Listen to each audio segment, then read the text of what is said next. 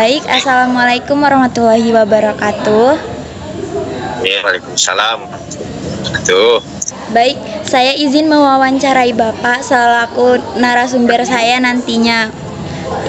Ya, Iya. Bapak bisa memperkenalkan diri mulai dari nama, kemudian Bapak mengajar di sekolah mana, terus sudah mengajar selama berapa tahun, Pak? Ya. Oke, Assalamualaikum warahmatullahi wabarakatuh. Waalaikumsalam. Oke, perkenalkan, nama saya Zaim Mahruddin. Jadi saya mengajar di SMA Negeri 2 Ranah Batahan selaku guru bimbingan dan konseling. Alhamdulillah saya sudah bekerja di SMA Negeri 2 Ranah Batahan itu sudah sekitar kurang lebih 2 tahun. 2 tahun. Ya, seperti itu. Ya. Ya, Bapak bisa menceritakan pengalaman Bapak selama menjadi guru BK, Pak? Oke, jadi pengalaman selama kurang lebih 2 tahun mengajar di SMA Negeri 2 Ranah Batahan itu banyak sekali pengalaman didapatkan. Sekolah satunya yaitu banyak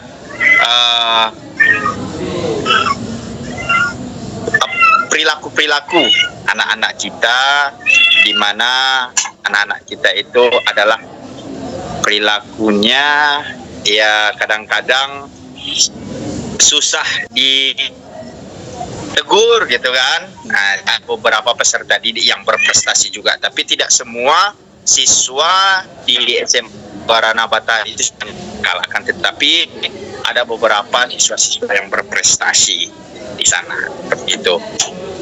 Oh ya, kemudian Pak, apa saja masalah yang sering Bapak hadapi gitu, Ya. sehingga siswa itu datang ke ruang BK gitu, Pak? Oke, jadi beberapa masalah yang saya hadapi di SMA Negeri 2 Ranah Batahan itu adalah perilaku merokok. Jadi anak-anak kita yang ada di SMA bahwasanya kan itu sudah umur ya sekitar 16 tahun lah, seperti itu kan. Jadi anak-anak itu sebahagian sudah kecanduan merokok. Jadi pernah itu satu kasus, salah seorang siswa kita dia tidak bisa istilahnya itu sehari itu tidak merokok. Nah, jadi pernah itu dipanggil orang tuanya pun sudah merasa kewalahan untuk mengurus anaknya itu yang masalah merokok. Nah, jadi itulah kerjasama kami guru BK dengan orang tua untuk memberantas anak-anak yang merokok. Nah, gitu. Ya. Terus gitu Pak, karena kasusnya seperti itu, bagaimana Bapak membantu siswa tersebut untuk menangani kasusnya, Pak? Iya. Oke, jadi terlebih dahulu saya memberikan pemahaman kepada anak itu akibat dari merokok. Yang pertama saya jelaskan akibat ketika kita merokok di umur yang masih belia dikatakan. Nah, setelah itu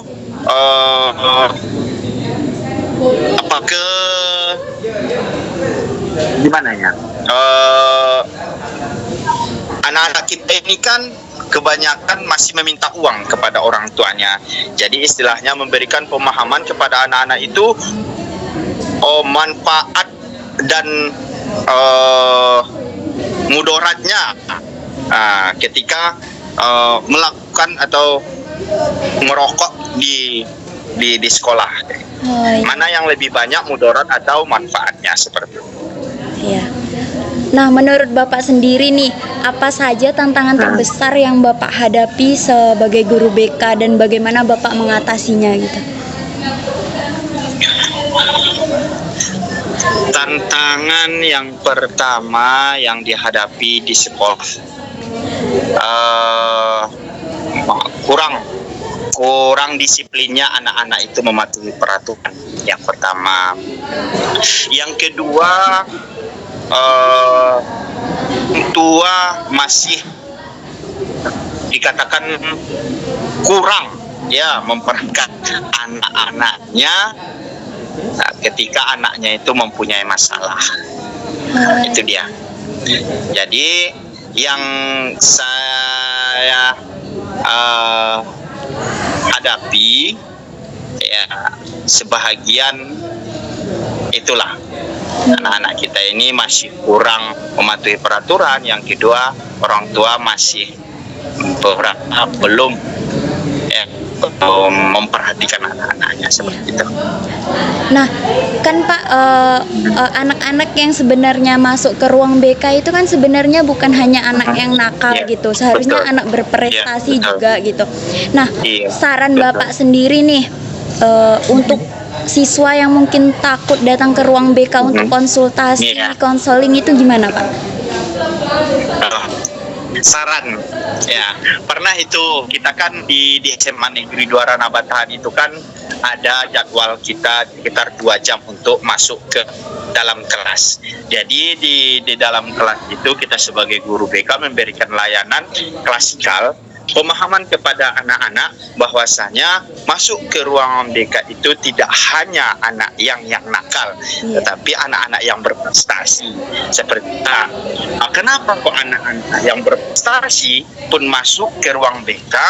Jadi saya memberikan pemahaman bahwasanya ketika anak-anak yang berprestasi itu kemudian hari banyak tantangan-tantangan yang mereka hadapi.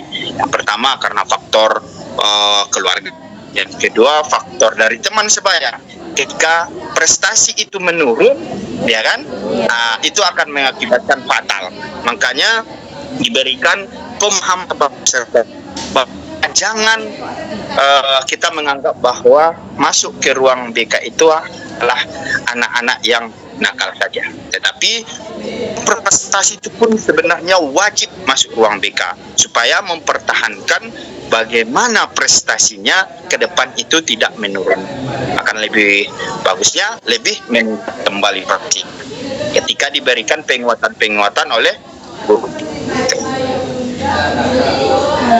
Ya baik Pak. Nah, yang terakhir nih Pak, apa harapan Bapak untuk pengembangan layanan BK di sekolah kita ini Pak? Pengembangan di sekolah. Yang pertama fasilitas. Maksudnya fasilitas ini ruangan lah gitu kan.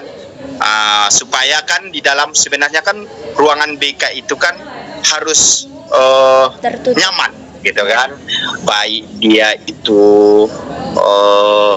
lokasinya berapa besar ruangan BK itu kan. Tapi kalau di SMA kita kan masih diskat seperti itu kan, masih ya 4x3 atau berapa itu ruangannya. Jadi anak-anak masuk ke ruangan itu pun pertama masuk pun sudah merasa sempit gitu kan, beban pikirannya gitu kan.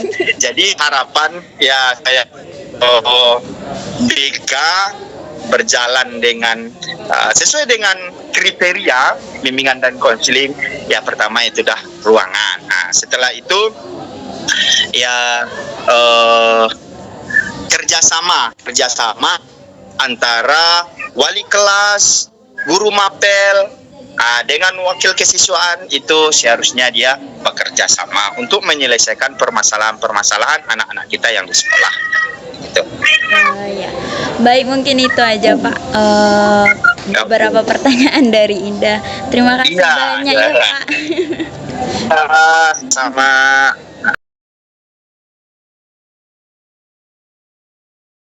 Assalamualaikum Bapak. Waalaikumsalam Ida. Apa kabar? Alhamdulillah sehat. Bapak bagaimana? Alhamdulillah sehat juga. Iya.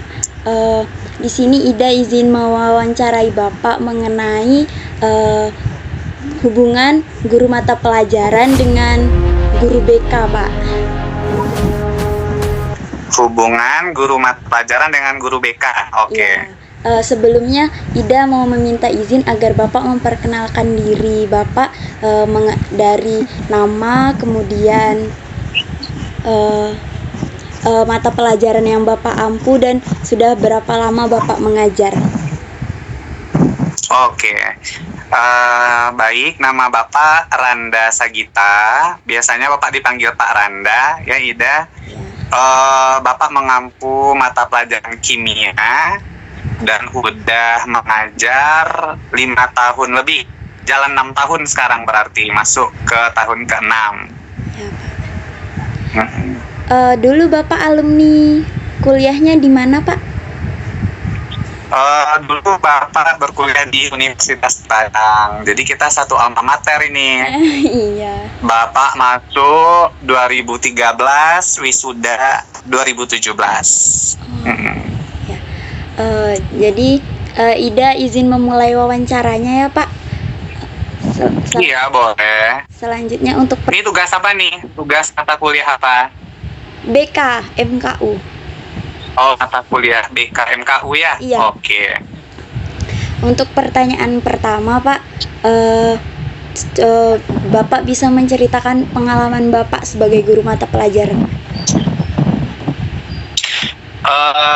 Secara umum. Ya, singkat aja nggak apa-apa, Pak. Oke, menjadi guru itu adalah cita-cita Bapak sedari kecil, gitu ya. Di samping menjadi dokter sebenarnya. Jadi selain dokter, cita-cita guru. Kenapa guru? Karena memang sejak kecil Bapak udah dibesarkan di lingkungan guru, Ida. Mulai dari orang tua Bapak itu guru. Kemudian dulu Bapak tinggal di komplek guru juga. Jadi mungkin karena itu bakat guru itu muncul kan gitu, makanya masuk ke guruan.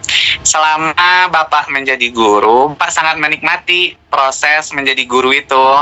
Kenapa? Karena udah minat dari awal menjadi guru gitu. Jadi kalau menurut Bapak, suatu pekerjaan yang udah kita minati itu bakal menjadi menyenangkan gitu. Takutnya pekerjaan yang tidak kita minati, jadi kita malas-malas nanti bekerja. Itu sih, jadi sepanjang pengalaman Bapak menjadi guru, semuanya menyenangkan, gitu. Iya. Oh, Bapak selama menjadi guru pernah ada kendala tersendiri nggak, Pak? Kendala seperti apa ini misalnya? Di bagian mananya? Misalnya lebih spesifik, misal hubungan dengan siswa, bagaimana gitu? Hubungan dengan siswa. Sepanjang Bapak mengajar, kalau hubungan secara manusiawi gitu ya, baik-baik saja. Karena nggak ada siswa yang Bapak temui yang kurang ajar, belum ada sih sampai sekarang, alhamdulillah ya. Iya. Belum ada yang kurang ajar. Paling ya nakal-nakal sedikit, Ida, namanya juga remaja ya. Kita kenal nanti kan dengan kenakalan remaja.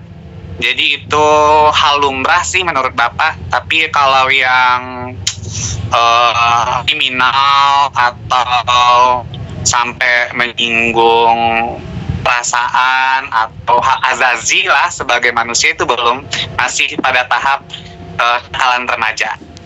Gitu. Iya. Gini Pak, kan selama misalnya anak murid itu nakal gitu kan, terus Bapak pernah nggak nyaranin anak murid Bapak itu untuk menemui guru BK, Pak? Iya. Nakal kalau menurut definisi Bapak itu ada apa deh gitu ya, nakal tahap berat gitu kan, nakal yang masih bisa deh dimaklumi gitu kan, Ida. Iya. Kalau kenakalannya masih bisa dimaklumi, belum sampai ke BK sih kalau Bapak gitu. Misal kalau Bapak sih menganggap kalau yang terlampau lama misi, itu kan udah nakal itu. Harusnya kan di awal pembelajaran misalnya Bapak izinkan dia permisi 5 menit atau 10 menit paling lama. Tapi dia nanti masuknya lebih daripada itu udah nakal menurut Bapak itu. Tapi masuk ke kategori kenakalan yang masih ringan. Jadi nggak sampai ke guru BK. Cuman kalau udah nakal-nakal berat itu sampai ke guru BK apa ya? Belum pernah sih kalau Bapak membawa ke BK. Tapi mungkin ada kenakalan yang dianggap berat oleh guru lain, tapi kalau dalam kategori Bapak masih biasa aja. Contoh yang pertama, membawa handphone, misalnya kalau seandainya dilarang membawa handphone. Jadi kalau ada anak membawa handphone, kedapatan bermain saat lagi belajar, itu beberapa guru dia langsung ke BK dia gitu kan. Oh iya. Langsung BK gitu. Kalau Bapak sih, Bapak ambil handphonenya pada PBM itu kan gitu. Ya. Bapak tahan, nanti setelah proses pembelajaran dengan Bapak dulu prosesnya. Jadi misalnya Bapak tanya, kenapa kok melihat handphone, apa alasan dia segala macam. Kalau Bapak tapi dia melakukan itu, Bapak kan punya buku sendiri gitu, Ida, catatan guru gitu kan. Jadi Bapak suruh dia mengisi kasus dia sendiri, teguran pertama gitu. Tapi kalau diulang lagi baru nanti ke BK. Tapi alhamdulillahnya itu semuanya di teguran pertama terus, Ida gitu. Jadi setelah Bapak tegur secara pribadi gitu kan, belum ada yang berani lagi. Misal 2 deh, contoh pertama. Kedua, merokok. Nah, merokok itu kan sebenarnya kategori berat itu sebenar-benarnya gitu kan. Cuman kadang ke kamar mandi kan, kamar mandi siswa, itu ada yang kedapatan lagi merokok misalnya, Ida. Tapi pas Bapak dan dia terkejut, langsung dibuangnya, dimatikannya. Itu Bapak panggil secara pribadi gitu, Bapak panggil lagi mata, terus Bapak nasihati masuk buku kasus. Tapi buku kasus pribadi Bapak kan gitu. Oh iya. Kalau seandainya dia diulangnya lagi, baru lapor BK. Tapi sepanjang perjalanan Bapak sih belum pernah sih Bapak sampai ke guru BK. Karena anak-anak kayaknya udah paham dan ngerti saat teguran pertama itu. Gitu, Ida. Oh iya Pak. Nah berarti sejauh ini kan Bapak belum pernah sampai nih nyaranin ke anak murid sampai ke guru BK gitu kan. Nah dari Bapak sendiri nih pernah nggak ada kolaborasi dengan guru BK terkait hal-hal lain gitu? Oke, kalau kolaborasi dengan guru BK, Bapak sering diskusi gitu. Lebih ke diskusi. Misal ada si A kan gitu tadi. Si A ini dia merokok kan gitu. Jadi Bapak diskusi dengan guru BK tanpa ada anak itu. Oh iya.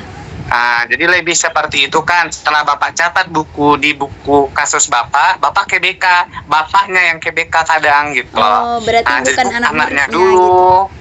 Gitu. Enggak ke anak dulu Bapak ke BK. Kadang gimana ya? Kalau udah masuk BK kadang anak itu kayak udah kayak bermasalah hidup dia gitu loh. Iya. Udah masuk BK. Jadi dia nanti ada bebas sendiri dalam dirinya. Bapak lebih suka menjaga psikologi dia gitu loh. Jadi dia biarkan dulu berurusan dengan Bapak sebelum ke tingkat BK. Karena biasa kalau anak itu udah masuk BK itu dia udah takut apa gimana gitu kan. Jadi Bapak diskusi ke BK itu kayak lebih ke konsultasi gitu. Mengenai kalau si anak ini seperti ini dia nih, bagaimana treatmentnya gitu. Jadi dengan guru BK. Oh iya. Nah karena itu kan Pak, menurut Bapak tuh seberapa penting kolaborasi antara guru mata pelajaran dengan guru BK? Oke, kolaborasi antara guru mata pelajaran guru BK itu sangat penting menurut Bapak kan. Kenapa? Satu, karena kita bisa saling diskusi juga cara men-treatment anak. Jadi sebenarnya anak yang masuk BK itu kan bukan hanya anak bermasalah, ya nggak sih? Ada juga anak yang anak yang pintar juga harus masuk BK itu. Karena dia juga harus butuh konseling kan gitu ya, konseling terhadap pembelajaran dia atau terhadap prestasi dia. Karena kan di sekolah itu dokternya itu sebenarnya guru BK itu. Guru BK dokter bagi siswa gitu kan. Jadi kalau seandainya kita Bapak sebagai guru mata pelajaran, misal ada hal-hal ini yang Bapak ragu cara mentrain anak gitu kan, Bapak juga bertanya ke guru BK. Nah kalau andainya nanti udah di luar kemampuan Bapak itu kan menghadapi si anak nakalnya udah minta ampun, atau misalnya perjanjian pertama dia langgar, baru deh Bapak bawa ke BK gitu loh. Jadi kalau hubungan antara guru mapel dan BK sangat penting sih menurut Bapak. Nah menurut Bapak nih, apa saran Bapak bagi guru BK supaya lebih efektif dalam membantu siswa di sekolah, baik itu misalnya bermasalah soal emosionalnya atau karena kenakalannya gitu Pak? Menurut Bapak sih guru BK memang harus lebih dekat ya dengan peserta didik itu. Jadi kan di sekolah itu satu guru BK, kalau Bapak nggak salah dia memegang berapa orang ya, 100 orang. Lupa Pak, berapa anak? Tahu nggak Ida, satu guru BK dia tuh akan menangani, Bapak juga lupa nih jumlahnya, 100 anak, 100 peserta didik. Kita misalkan aja 100 dulu. Ya. Jadi satu guru BK harus menguasai ke 100 peserta didik bimbingannya itu, gitu loh. Mulai dari kondisi ekonomi si anak, mulai dari kebutuhan si anak, baik kebutuhan pendidikannya segala macam, itu guru BK harus ada catatannya itu kan. Dan dia harus dekat dengan siswa juga. Setelah itu guru BK menurut Bapak juga harus punya jam tatap masuk ke dalam kelas bagusnya gitu. Jadi dia bisa lebih menjalin komunikasi dengan peserta didik gitu. Nah, apa harapan Bapak untuk pengembangan layanan BK di sekolah yang Bapak ajar sekarang?